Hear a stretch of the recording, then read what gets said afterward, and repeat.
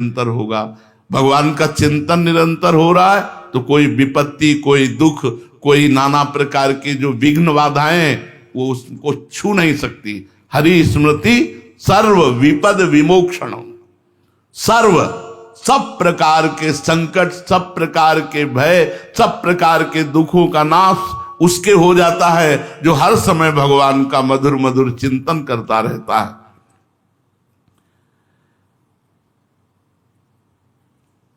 अब कोई प्रश्न कर सकता है कि मैं भगवान की शरण में भजन करता हूं, मेरी तो हानि हो गई। वो हानि ही नहीं है। नाशवान का नाश होगा, अविनाशी का नहीं। और वो हानि लाभ देने वाली होगी। सबने छोड़ दिया, सब सुविधा लुट गई, कोई हमारा नहीं, बढ़िया लाभ हो गया। अब भगवान के सिवा हमारा कोई नहीं। वही हमारा भरण पोषण करेंगे, वही हमारी जिम्मेवारी स्वीकार करेंगे, वही हमारी आवश्यकता को दे। इससे बढ़िया लाभ क्या? ये तो परम लाभ हो गया। अब हमारी हानि हो ही नहीं सकती। हानि होने पर भी हानि नहीं हो सकती। वो हानि लाभ दे के जाएगी जो भगवान की शरण में हो। अगर भगवान की शरण में नहीं तो लाभ शब्द से संबंध है नहीं, हानि ही हानि है। जैसे एकांतिक में एक से बताया कि आप इतनी बड़े पद में हैं, इतनी बड़ी डिग्री लिए हैं, लेकिन जब मरेंगे तो अगले जन्म में फीका पढ़ना पड़ेगा। ये डिग्री नहीं आपको याद रहेगी, ये पद नहीं मिलेगा, फिर ककारा से शुरू करना पड़ेगा। और यदि इस जन्म में 100 बार राधा राधा कहा तो अगले जन्म में 101 से शुरू होगा, 99 से नहीं। इसलिए अत्यंत आवश्यक है भगवान का नाम, भगवान की शरणागति। जिसकी दृष्टि बहुत छोटी होती है वो भगवान की कृपा को सीमा में बांधता है। अगर भगवान की कृपा होती तो हमारा एक काम बन जाता, भगवान की कृपा होती तो ये आदमी हमको गाली क्यों देता, भगवान की कृपा होती तो हमारे शरीर में रोग क्यों होता, भगवान की कृपा होती तो हमें ये लाभ मिल जाता। ये छोटी बुद्धि की बात है। भगवान की कृपा को किसी बात में बांधो मत।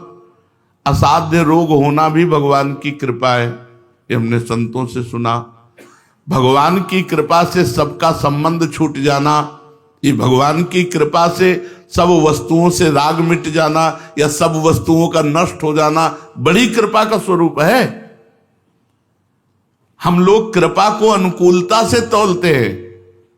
आपको सही कहते हैं, सच्ची शरणागति प्रतिकूलता में ही होती। जब कुछ अपना नहीं होता, कोई अपना नहीं होता और वो फुटपाथ में खड़ा होता है तब आकाश की तरफ देखता है।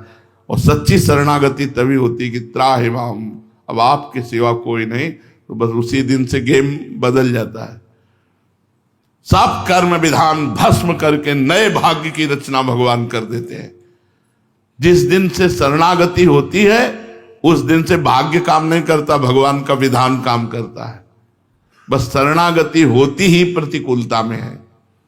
अनुकूलता में किसी बिरले की शरणागति हुई हो, बहुत विवेकवान जो हो, नहीं तो होती ही प्रतिकूलता में है। जब सब तरह से प्रतिकूलता घेर लेती है तो शुद्ध शरणागति का प्रादुर्भाव होता है।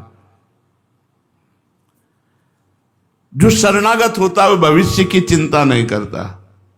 भविष्य में क्या होगा, भविष्य की चिंता अल्पज्ञता है। भविष्य तो हमारे भगवान के हाथ में है। वर्तमान में भगवान का हम चिंतन करते हैं और भविष्य के लिए निश्चिंत होकर सोते हैं। काहू के बल भजन को काहू के आचार, व्यास भरोसे कुंवर के सोवत पांव पसार। वर्तमान में जब जागे तो प्रिया भजे, नहीं तो सोवे पांव पसार। संतों ने कहा जब जागे तो प्रिया भजे, जितनी देर हमें चेतना है तो राधा राधा राधा, सो गए। भविष्य हमारा उज्जवल है क्योंकि भगवान की हम शरण में हैं। भगवान में यथार्थ विश्वास हो जाए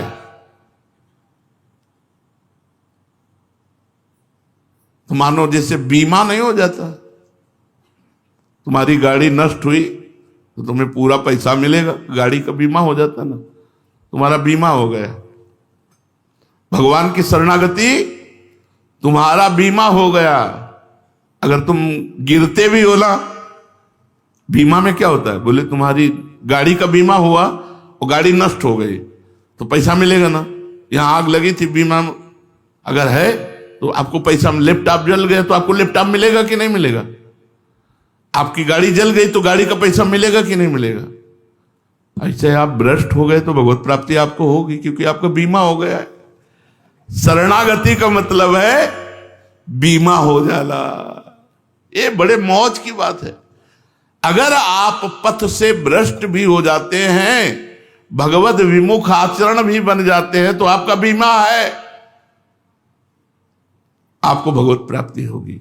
भगवान का आसरा, भगवान का भरोसा, जो भगवान में यथार्थ विश्वास करता है, भगवान की शरण में होता है, उसका बीमा हो जाता है। ये बीमा कंपनियां तो जांच करके फेल भी कर सकती है, कोई बहाना लगा करके कि भाई प्रमाण सही नहीं मिल रहे हैं इसलिए हम पैसा नहीं दे पाएंगे। पर भगवान का बीमा पूर्ण है, वहां जांच नहीं होती, फंड पे फंड जुड़ता रहता है और वो अपार संपत्तिशाली बन जाता है जिसका भगवान के यहां से बीमा है।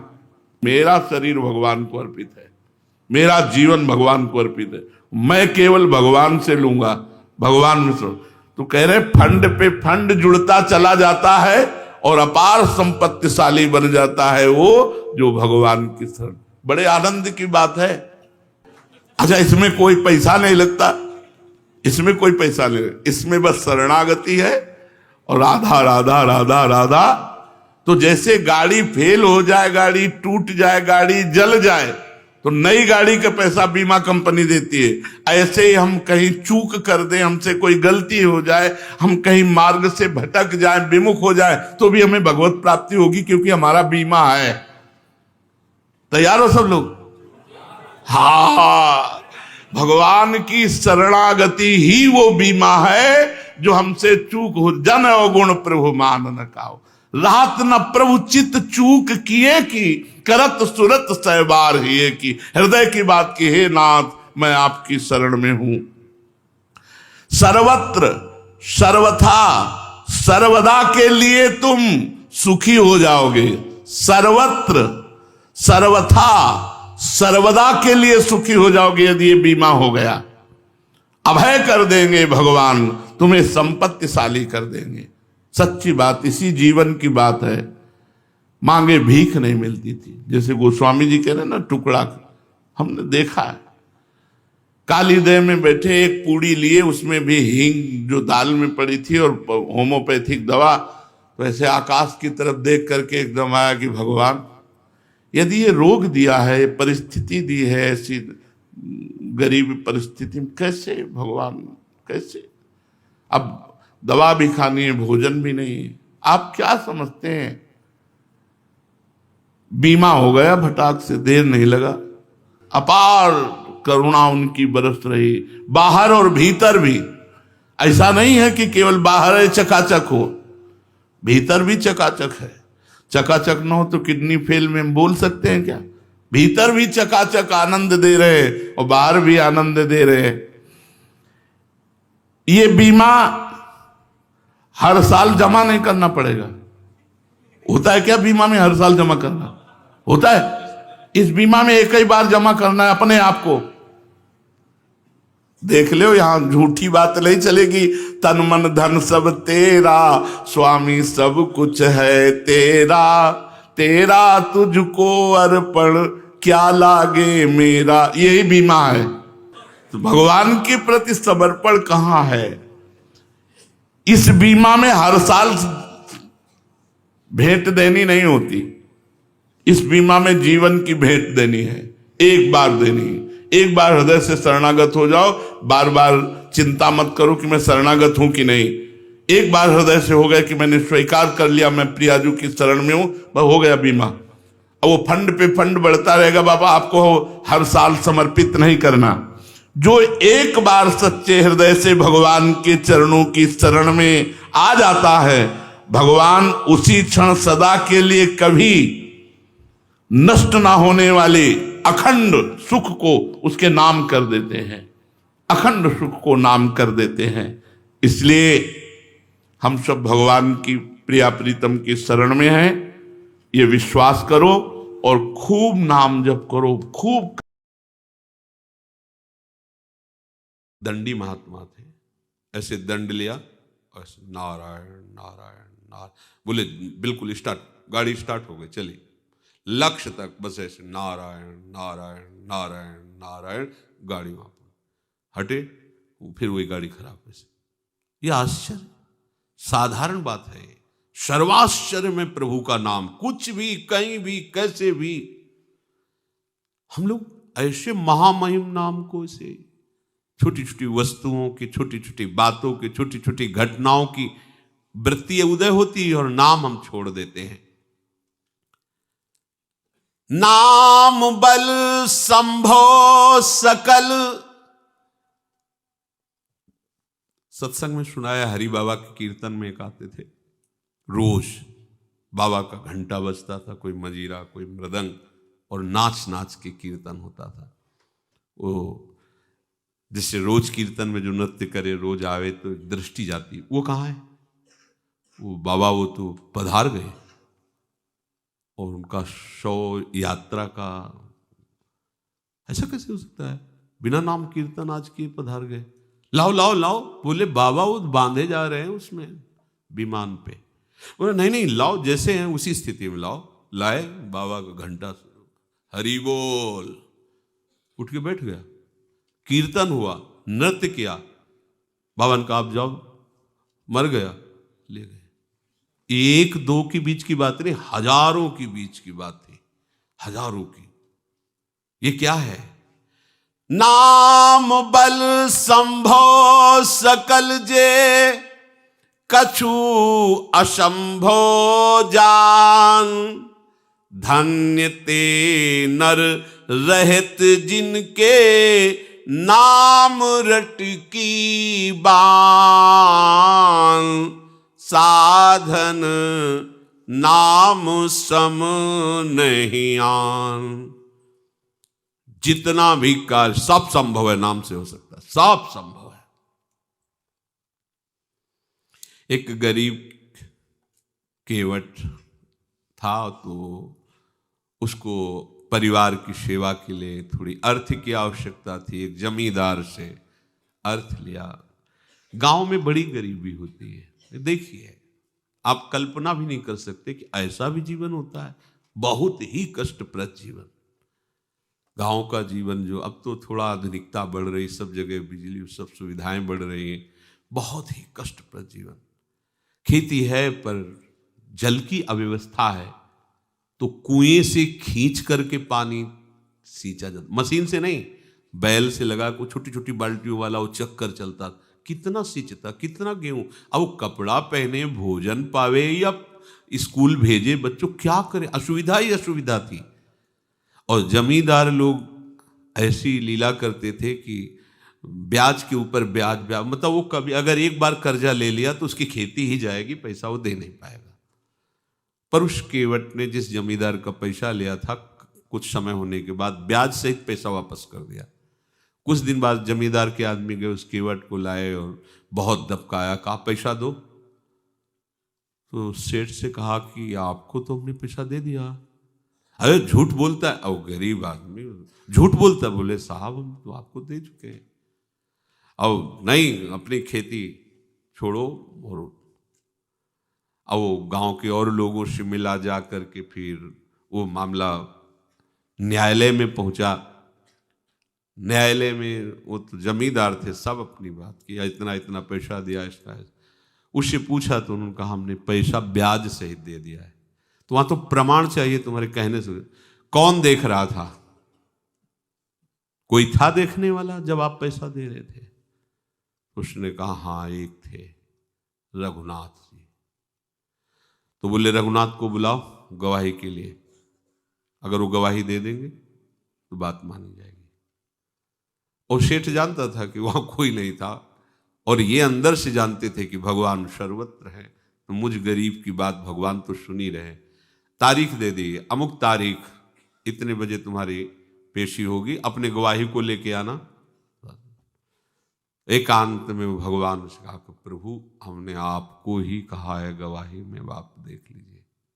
पक्का विश्वास था, भगवान दीन बंधु है, भगवान गरीब निवाज है।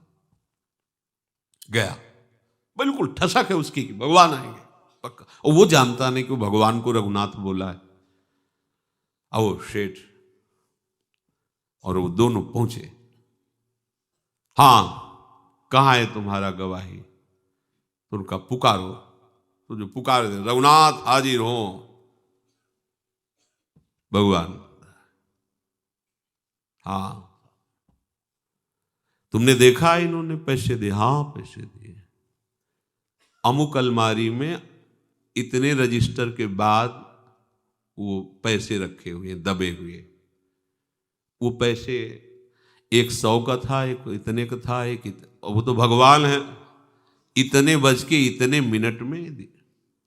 और जमींदार मुंह भगारे खड़ा। जमींदार से कहा कि तुम ऐसा ही है ना? भगवान जब बोल रहे हैं उसके पूरे सिस्टम फेल है, जो भगवान कह रहे हो बस वैसे खोपड़ी हिलाता जा रहा है। हाँ हाँ, उसको दंड मिला और उसी दिन से वो विरक्त हो गया जो कीर्त था।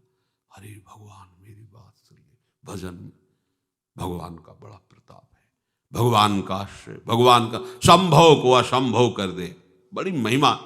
एक राजा का भक्तमाल में राजा का तालाब था, उसमें मछली पालन था और वो उनकी सेवा के लिए बड़ी बड़ी हष्टपुष्ट मछलियों का वहाँ खूब किलकारी होती, वो जाकर के चुनाया करते थे राजा महाराजा आते।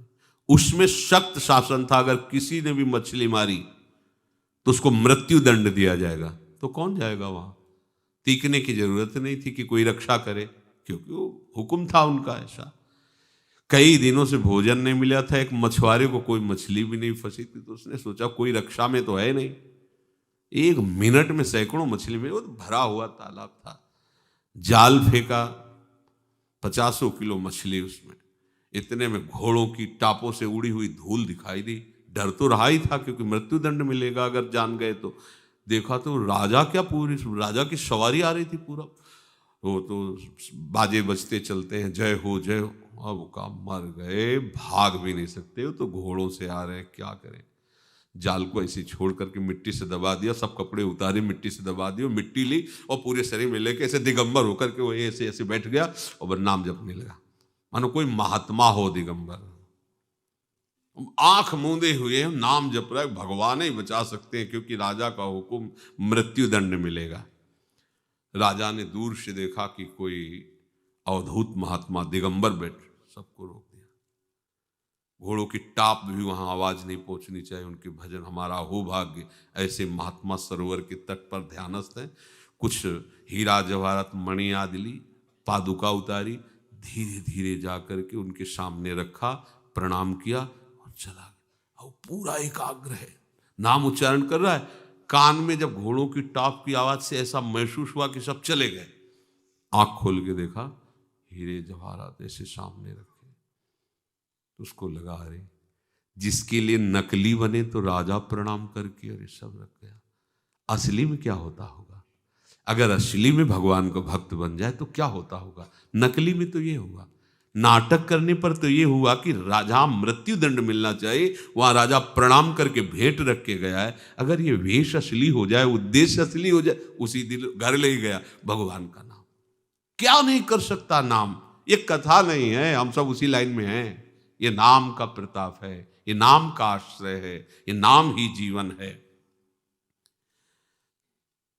पाप पुंज प्रजारि बेहित, प्रबल पावक खान, होत छिन महच्छार निकषत, नाम जानी अजानी साधन, नाम श्रम नहीं आन।